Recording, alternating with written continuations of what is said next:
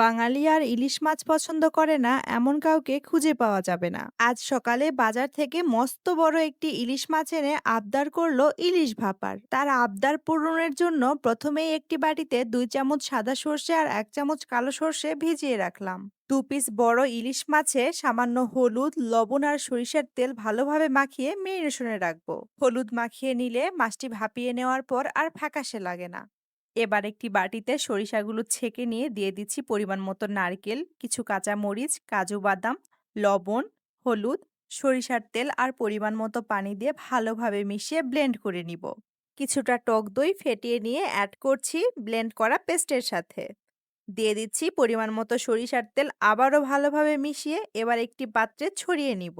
আগের থেকে মেরিনেশনে রাখা মাছগুলো দিয়ে দিব মিশ্রণটির উপর। অবশিষ্ট সরিষার পেস্টগুলো দিয়ে দিব মাছের উপর, যাতে মাছগুলো একদম ঢেকে যায়। সবশেষে গার্নিশিং এর জন্য দিয়ে দিব বেশ কয়েকটা কাঁচা মরিচ আর সামান্য সরিষার তেল। এবার ঢাকনা দিয়ে ঢেকে গরম পানির উপর বসিয়ে দিব ভাপিয়ে নেওয়ার জন্য। এইভাবে 20 মিনিট ভাপিয়ে নিলেই তৈরি হয়ে যাবে মজাদার ইলিশ ভাপা।